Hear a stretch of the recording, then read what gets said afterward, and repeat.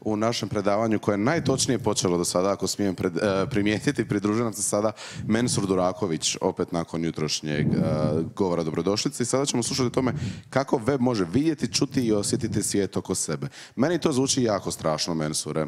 Je li je? Pa nije tako strašno. Vidjet ćete evo i sami, pokazat ću nekakve praktične primjere i nadam se da će svima biti zanimljivo. Uživajte. Hvala. Ok, pozdrav svima. Ja se zovem Mensur Duraković i dolazim iz tvrtke Abisalto. Na funkciji sam engineering menadžera za frontend i mobile team. I danas ću vam pričati o tome kako web može vidjeti, čuti i osjetiti svijet oko sebe. Pa možemo krenuti s nekakvim uvodom. Na samom početku, kad sam smišljao temu ovog svog predavanja, prvi kriterij mi je bio da to bude stvarno nešto korisno za studente. Znači ja kad sam bio student, dolazio bi na nekakve konferencije, pa su onda tu ljudi pričali kako su oni najbolji, kako rade ove projekte, one projekte, ali malo toga je bilo, onako baš za studente za nešto naučiti praktično šta se može primijeniti, tako da meni je primarni kriterij bio pokazati nešto šta će koristiti studentima, jer ovo je ipak studentska konferencija. Drugi kriterij mi je bio da to bude nešto čime se ja aktivno bavim, a to je web programiranje i tu ajmo reći da ja promatram web kao nekakvu real life video igru. Inače sam ovako nekakav strastveni gamer. Ovdje sam stavio nekakve svoje achievemente da možete vidjeti nekakav moj stil gaminga. Tako da ja kad igram nekakve video igre volim je proći od početka do kraja. Dakle, volim skupiti sve achievemente, sve trofeje. I evo, kao što možete vidjeti, utukao sam popriličan broj sati života u ovo, ali ne kajem se i bilo mi je zabavno. Tako isto i web, kao nekakva video igra, programiram već 10 godina skoro u webu i kad god pomislim da sam prešao igricu do kraja, uvijek se tu dogodi nekakav update, nekakav DLC i slično i onda ponovo moram osvajati te nekakve trofeje i achievemente.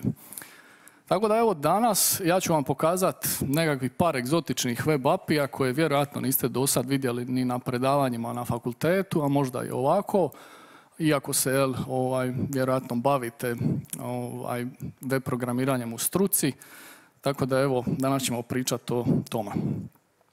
Na samom početku web mogućnosti. Šta bi zapravo bile web mogućnosti? Možemo reći da je web mogućnost sami HTML rendering ili CSS parsing. Međutim, to su neke primitivne stvari i danas nećemo pričati o tome. Danas ćemo pričati o nekakvim naprednijim stvarima i to su ovi web API. Web API sam po sebi vi možete koristiti na najobičnije načine, recimo da opalite nekakav event i preko ovih klasičnih web API-a koje ćemo navesti u primjerima poslije. Recimo, najkonkretniji primjer bi bio nekakav input HTML tag gdje možete na obični klik pozvati ili koristiti kameru usera i napraviti nekakav selfie ili napraviti nešto drugo u kodu. Mi smo svi svjesni ovdje da je zapravo web nekakav vendor agnostic platforma, međutim postoje različiti web brauzeri i svi su oni razvojem kroz godine gurali tu nekakvu web platformu nekakvim svojim smjerovima, neki više, neki manje, pa tako sve ove velike firme imaju neke svoje web brauzere. Recimo Google ima svoj browser, Mozilla ima svoj browser, Samsung ima svoj browser, Apple ima svoj browser i različiti feature su podržani na različitim browserima. Tako da evo imate ovu stranicu caniuse.com koja ima nekakve svoje boje i značenja. Pa prije nego što pređemo na konkretne primjere, samo da pokažem. Dakle, ako vam je na ovoj stranici zelena boja ili svjetlo zelena, možete koristiti te web API-e, oni su zreli za korištenje, rade kako treba, nemaju bugova.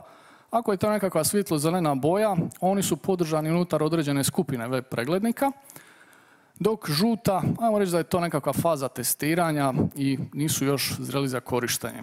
Crvena označava one koji su dosta bugoviti, imaju nekakve dugoročne planove za njih i slično. Ako odemo sad ovdje na caniuse.com, ja mogu ovdje upisati bilo kakav web API. Evo recimo danas ćemo pokazati nekakav barcode skener. Pa možete vidjeti da je ovdje dosta šaroliko. Dakle, crveno na određenim brauzerima, zeleno na određenim brauzerima, tako da ima tu svega. Uglavnom, uvijek je dobro provjeriti možete li koristiti nešto prije nego što zapravo krenete u samo korištenje. Prva skupina koju ćemo danas proći su senzori ili senzor API. Sam web u sebi ima support za hrpu nekakvih senzora, pa ćemo proći ove nekakve najpoznatije. Sami akcelerometar ili pojednostavljeno rečeno mjerač ubrzanja. Dakle, ako bi ja uzeo ovaj mobitel koji imam ovdje spojen, pa sad ovako kretao se sa njim, stavio gore dole, mogu izmjeriti nekakvo ubrzanje koje on daje. Žiroskop, njega imamo svi u mobitelima i on mjeri nekakav smjer objekta u prostoru. Dakle, ako ja stavim mobitel ovako ili prema lijevo ili prema desno, mogu dobiti nekakav položaj tog mobitela. Magnetometar, zapravo to je ništa drugo nego mini kompas. Imate ga svi u svojim uređajima, u mobitelima i on je manje više aktivan. Što više, svi ovi senzori su vam skoro uvijek aktivni u vašim uređajima, ne troše vam bateriju, možete uvijek mjeriti vrijednosti njih i poprilično su, ajmo reći, bitni za pojedine funkcije u vašem OS-u. Recimo ovaj nekakav akcelerometar ili magnetometar ili žiroskop se koriste za recimo orijentaciju ekrana, dakle ako hoćete prebaciti iz portrait u landscape mode i slično. Proximity senzor, recimo sad ako imate uređaj i ja sad ako prislonim uređaj ovako, on može mjeriti udaljenost od samog usera. I imamo još ovu petu skupinu, to je ovaj light senzor. On je dosta ovako kontroverzan. Zbog čega? Prvo su ga bili uveli, onda su vidjeli da ima nekakve privacy issue. Zašto? Ako bi vi sad dodali ovaj light senzor ili ambient light senzor u vašu web aplikaciju i recimo sad da user otvori to u jednom tabu, a u drugom tabu otvori neku drugu aplikaciju, vi možete preko mjerenja tog ambient lighta saznat koju on koristi aplikaciju u drugom tabu. I onda su oni zapravo skužili da to ima malo kršenja sa nekakvim privacyjem. Sada ako ste otvorili u drugom tabu, ne znam, Tinder ili TikTok ili nešto, oni po određenoj svjetlini mogu detektirati da ste vi zapravo na toj drugoj aplikaciji. Ok. I sad ćemo preći na malo konkretnije primjere, zapravo kako ovo zapravo sve radi. Ja sam ovdje zrcalio ovaj svoj mobitel, tako da imam ovdje jedan primjer koji se zove Punchmeter. Znači vi vidite sve ovo što ja vidim na mobitelu. Zapravo ideju za ovu aplikaciju sam dobio na team buildingu. Imam u timu jednog seniora koji je ovako dosta dobar u onoj mašini za boks. 2 puta je oborio rekord na team buildingu, neću ga sad zvao ovdje, ali evo, čisto da vidite šta se može napraviti preko ovih senzora. Znači ja ću sad šejkati ovaj svoj uređaj, moram samo paziti da mi ne ispadne kabel. Ok, i sad mogu udariti i onda će mi on zapravo izmjeriti jačinu tog mog udarca. Tako da evo, kombinacijom ovih svih senzora, dakle akcelerometra, žiroskopa i magnetometra možete napraviti ovako nešto. Šta još možete napraviti? Imamo recimo ovaj primjer. Dakle, uočite kako ja držim mobitel, da se tako i mijenja orijentacija ovog uređaja na ekranu. Znači možete vidjeti te vrijednosti. I sad, kad smo pokazali sve ovo, ovdje sam pripremio još jedan primjer, neću sad prolaziti kroz svaki, na kraju slajda dobit ćete link gdje možete testirati sve ove senzore i sve ostalo, ali evo ovdje sam dodao pa imate ako ćete se igrati sa tim. Ok, kako to zapravo izgleda u kodu? Dakle, ako bi mi sad ovdje otišli nazad na prezentaciju, znači to je vrlo jednostavno za korištenje. Recimo konkretno primjer magnetometra, inicijaliziramo objekt nove klase, svaki konstruktor prima određene vrijednosti, u ovom slučaju to je frekvencija u broju sekundi i dodajemo dakle nekakav event listener koji mjeri sve te vrijednosti, a vi zapravo dobijate 3 vrijednosti, dakle 3D prostor x, y, z, sa tim vrijednostima možete raditi šta god hoćete, tu je ispod dole nekakav event listener za errore I sve što trebate napraviti je pokrenuti start funkciju i on zapravo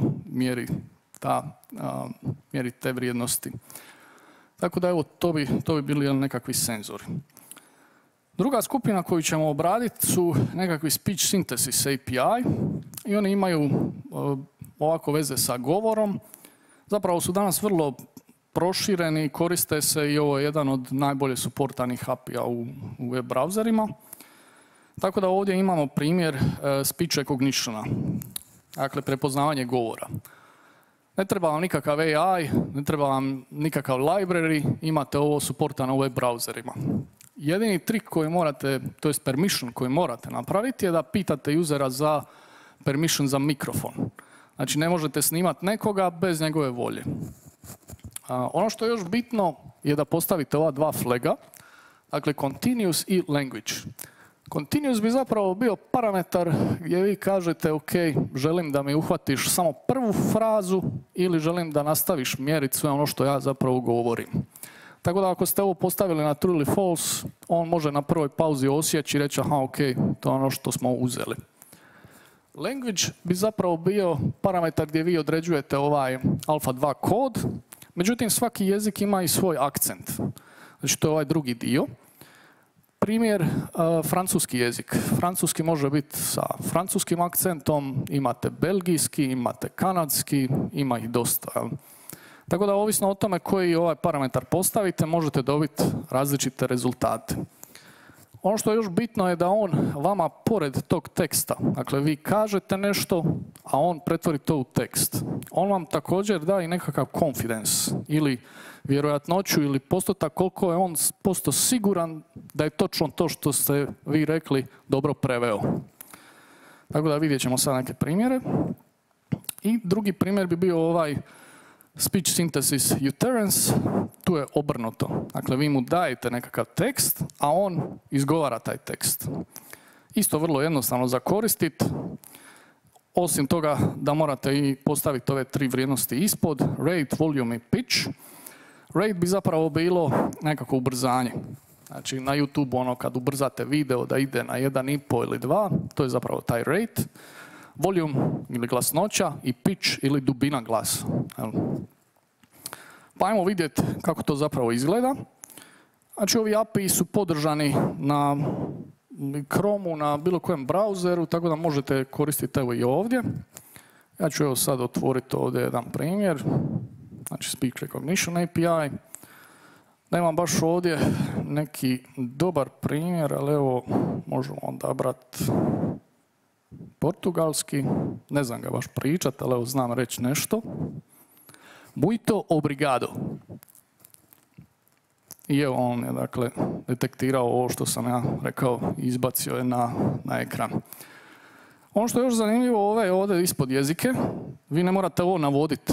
Znači ovo sve imate gotovo preko web API-a. Isto također i ove akcente koje ovdje imate, za svaki jezik dobijete gotove i ove akcente koje možete koristiti.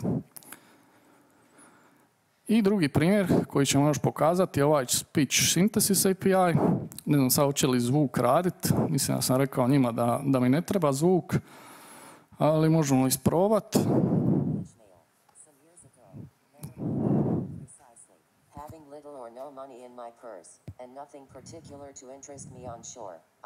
Znači ovdje ovo točno što smo govorili. Znači možete podesiti ovo, možete podesiti rate, volume i ono što je još zanimljivo su ovi glasovi.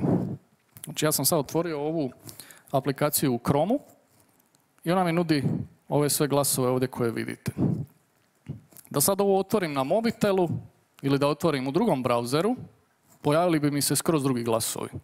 Znači kvaliteta i broj ovih glasova ovisi o samom uređaju ili gdje otvorite, gdje koristite taj web API.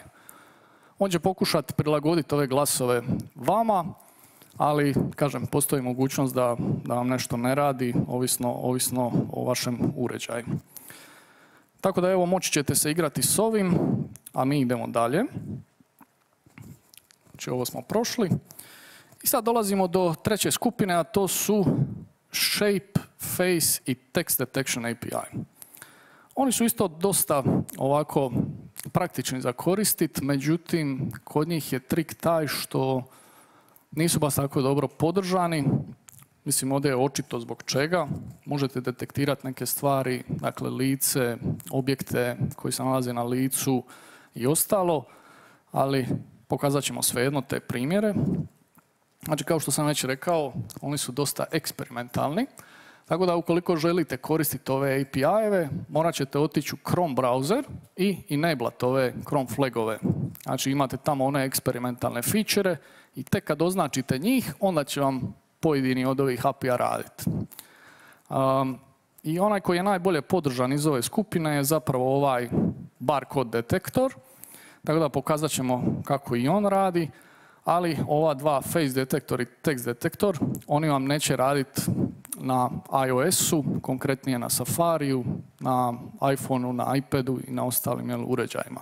Jednostavno tamo nisu podržani. Znači možete otići na onu stranicu caniuse.com i provjeriti za sve ove API-eve kako se oni zapravo mogu koristiti.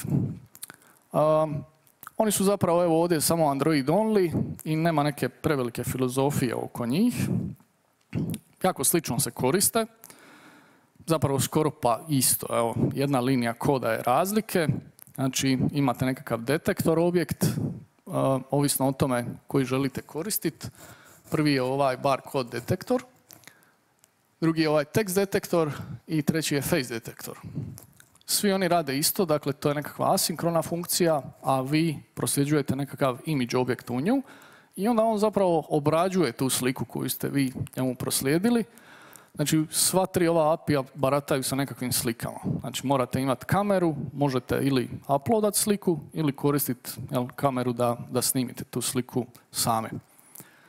I onda ovisno koji ste od ova tri web API-a koristili, on će iterirati kroz objekte ili niz objekata koji se nalaze unutar te slike i ovdje konkretno ne radimo ništa posebno sa njima, samo ih logamo na konzolu, ali možete napraviti šta god želite sa njima. Tako da evo to bi bili ti primjeri. Sad ćemo pokazati kako oni zapravo rade. Opet idemo nazad na ovaj mirror screen. Pa ćemo sad ovdje doći. Mislim da sam otvorio Xcode, sorry. Pa ajmo prvo probati ovaj text detection API. Znači ovdje ću malo samo pomaknuti, pošto bi trebalo napraviti nekakvu sliku. Ovdje imamo sliku čače, pa ćemo malo testirati kako ovdje skenira ovaj tekst. Samo sekund. Znači vi sad vidite moju kameru, vidite što i ja vidim. Uglavnom ideja je ovdje da detektiramo cijeli ovaj tekst koji se nalazi na ovoj stranici. Pa ćemo sad napraviti ovu sliku. Uslikali smo ovo, potvrdili. I sad nam obrađuje ovu sliku. I ako ja sad odem dole ispod, mogu stvarno vidjeti da mi je on sve skenirao s ove slike. Možda je ono što nije trebao, ali ako precizno usmjerite kameru i ako uslikate ovo dobro, možete vidjeti da on zapravo stvarno jako dobro radi. Tako da evo, to je ovaj primjer sa parsiranjem teksta. Drugi primjer koji je vrlo sličan je ovaj barcode detection API. Znači on može detektirati nekakve jednostavnije 2D kodove i QR kodove. Pa ćemo vidjeti sad, vrlo je sličan ovome. Ako odemo na ovu stranicu, tu imamo nekakav primjer barkoda. Opet je isti drill. Dakle, otvaramo kameru. I sad evo ovdje namjerno ćemo uslikati malo ovog teksta okolo.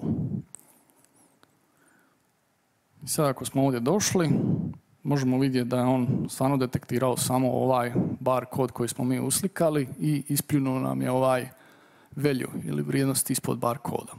Sad vi možete raditi s ovom vrijednostu šta god vas je volja, ali evo, jako dobro radi. Zadnji ovaj face detection API, tu imamo, ajmo reći, on je, ja bih rekao i najviše bugovit od svih ovih ostalih. Nekad radi, nekad ne radi dobro, ali ovisno o tome kako je raspoložen. I generalno ima najviše problema sa nekakvim privacy issue-ima, tako da nije za očekivati da radi, ali evo, barem može detektirati to lice. Opet idemo nazad na Levi-u, pa ćemo vidjeti hoće li ga detektirati. Znači ovako. Potvrdimo. I evo, možemo vidjeti, dakle, detektirao je jedno lice i pored tog podatka on vam ispiše ovaj nekakav bounding box, dakle, gdje se to lice nalazi na slici, ovisno o veličini vaše slike. To mogu biti nekakve različite koordinate. I ono što je još zanimljivo da može detektirati ovaj nekakav landmarks property, a to bi zapravo bili nekakvi monumenti ili dijelovi lica. To su uvijek oči, nos i usta. Mislim da sam vidio negdje primjere i sa ušima, ali evo konkretno ono ovdje baš i ne radi najbolje, tako da napravljen je nekakav error handling da aplikacija ne pukne. Tako da morate biti jako oprezni kad koristite ovaj Face Detection API. Dobro, tako da to bi bila ova skupina. Idemo dalje.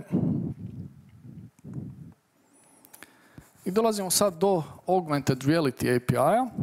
On je možda ovako i najatraktivniji i najzanimljiviji, ovako kad pokazujem studentima. Dosta ljudi ga miješa sa nekakvim Virtual Reality API-em, međutim to nije isto.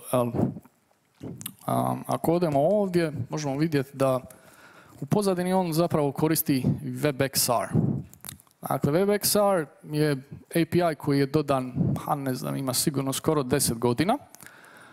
I web developeri ga koriste kad žele raditi sa nekakvim virtual realityjem ili augmented realityjem i koristi nekakvu low level tehnologiju, a samo programeru nudi nekakav high level API koji je vrlo jednostavan za koristiti i preko njega možete raditi razne stvari.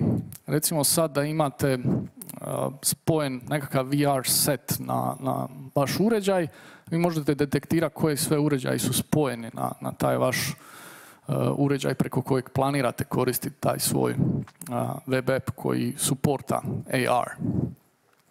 Pored toga možete napraviti nekakav 3D environment detection.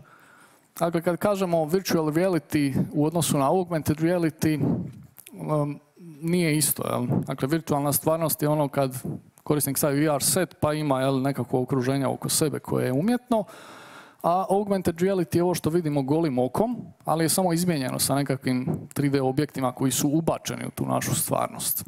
Tako da ovaj 3D environment detection služi za ovo drugo.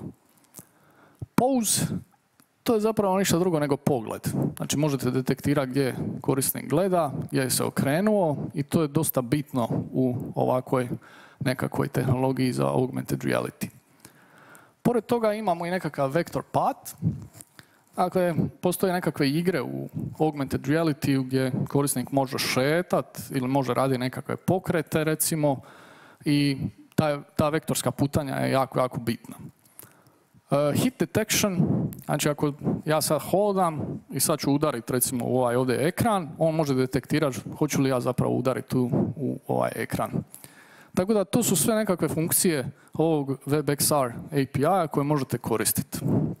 Sad, kako se on zapravo koristi u praktičnom svrsi? Postoje dva moguća modela. Prvi je ovaj Apple-ov i on se zove AR Quick Look.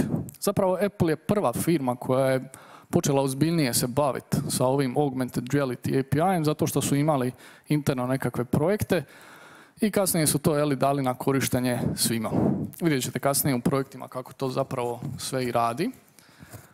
I drugi način na koji ga možete koristiti je na Android uređaju, a to vam je ova model viewer web komponenta. I sad, kako to izgleda?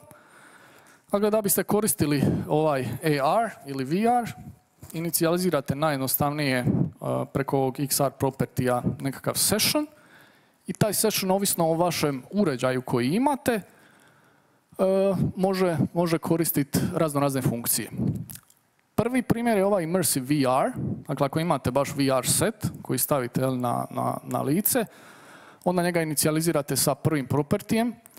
Immersive AR set, dakle kad možete realnu 3D okolinu prikazati preko toga. I ovaj treći je nekakav inline koji ćemo mi danas pokazati, a To je, ajmo reći, kad imate uređaj koji ima u sebi par nekakvih senzora, kameru i može koristiti, ajmo reći, basic značajke tog augmented reality-a. I sad ovdje je zapravo prikazan kako možete koristiti ovaj Apple-ov model za augmented reality. Znači, najjednostavniji anchor tag u HTML-u, postavite ovo rel jednako je AR i ono što je jako bitno je da imate odgovarajući 3D model. Znači, to je ovaj USDZ file. I sad, ovaj USDZ file nije ništa drugo nego najobičniji 3D model file koji ima obogaćene nekakve meta podatke, tako da taj objekt koji vi vidite se što bolje uklapa u nekakvu stvarnu okolinu tog usera. I to je to. Ne trebate više ništa napraviti, možete odmah ga koristiti. Na Androidu je to vrlo slično, dakle ova model viewer komponenta, tu možete postaviti isto ove nekakve razne propertije, ali kao što vidite jako je slično. Opet source stavljate na nekakav model GLB file koji isto ovo što sam malo prije opisao, tako da kad ovo inicijalizirate pojavi vam se nešto na ekranu. Sad ste vjerojatno zbunjeni oko ovoga svega što sam vam rekao, pa ajmo mi onda najbolje ovako na primjere. Opet ćemo otići ovdje na ovaj moj mobitel. I sad imamo ovdje jedan primjer stranice koja koristi ovaj augmented reality. Ja ću ovdje sad odabrati, mogu odabrati bilo kakve objekte, ali evo odabrat ću ovu fotelju. Sad kliknut ću tu. I evo mi se sad nalazimo u Dumb Days prostoriji. Znači na konferenciji smo. I ja mogu ovdje vidjeti kako zapravo ova fotelja izgleda u stvarnom prostoru. Znači mogu je pomicat, mogu je rotirat, mogu je povećavat, mogu je smanjivat. Znači mogu je postaviti gdje god ja hoću. Znači mogu je udaljiti, mogu je približiti. Znači jako cool stvar. Ne trebam nikakav AI, znači čisti web. Također mogu promijeniti isto objekt, ako to ova aplikacija dozvoli. Tako da onda mogu vidjeti ove ostale. Recimo čamac se ovdje vjerojatno ne bi uklopio u ovu prostoriju, pogledajte koliki je. Tako da evo, jako zanimljivo. Ok. Nismo još evo završili, još malo.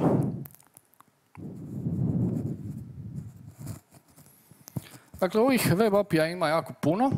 Ja vas neću gušiti previše sa njima, pokazao sam vam ove jednostavnije, međutim postoji i ovi nekakvi drugi. Dakle, možete koristiti nekakav location API da bi saznali gdje se nalazi vaš korisnik ili user. Isto ima nekakvi privacy issue-a, tako da uvijek morate pitati za permission vašeg usera možete li dobiti njegovu lokaciju. Web Bluetooth API, dakle možete koristiti Bluetooth tehnologiju za slat nekakve poruke između dva uređaja. Gamepad API, ovo sam mislio pokazati, ali zapravo nije ništa atraktivno, nego da sad donesem nekakav svoj gamepad ili joystick od kuće, spojim ga ovdje na ovaj uređaj, on može meni prikazati sve botune na tom joysticku i mogu ga koristiti, pritiskati te botune na web stranici i on će imati isti output kao i da stišćem stvarno joystick. Screen Wake Lock API, ovo se recimo koristi za nekakve kiosk uređaje, znači ako želite raditi nekakve reklame i slično, ne želite da vam uređaj zaspe ili ode u sleep, možete koristiti ovaj Wake Lock API. Vibration i battery status, oni su sami po sebi objašnjivi, ne treba ih dodatno objašnjavati. I Web Audio i Web MIDI API, isto za audio i nekakvu razmjenu ovih MIDI poruka. Tako da evo, za kraj, vi ste svi ovdje studenti, ja sam isto predavao na fakultetu jedno vrijeme i svi ti radovi su nekako slični.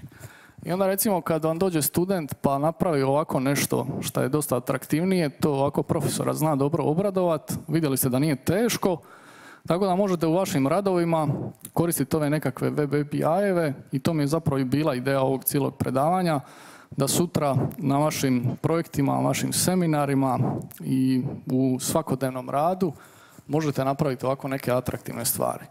Primjer, jedan student mi je bio napravio web aplikaciju koja je imala nekakvu glasovnu navigaciju, dakle on bi govorio nekakve naredbe, onda bi ta web aplikacija navigirala po različitim stranicama. Tako da evo ovdje par ideja za vaše projekte, seminare, diplomske završne radove i ovdje imate QR kod koji možete skenirati da bi zapravo vidjeli source kod svih ovih primjera koje sam pokazao danas. Neki od njih su, to jest većina ih je open source, dakle to nije ništa novo ni atraktivno, neke sam ja dodao, tako da kod vam je tu dostupan, ako ima nešto nejasno, slobodno se javite. I evo, nadam se da vam je bilo zanimljivo i da smo evo danas ovu web video igru obogatili sa još par achievementa ili trofeja. Tako da eto, hvala vam i ako imate nekih pitanja, evo sad je vrijeme za pitanja.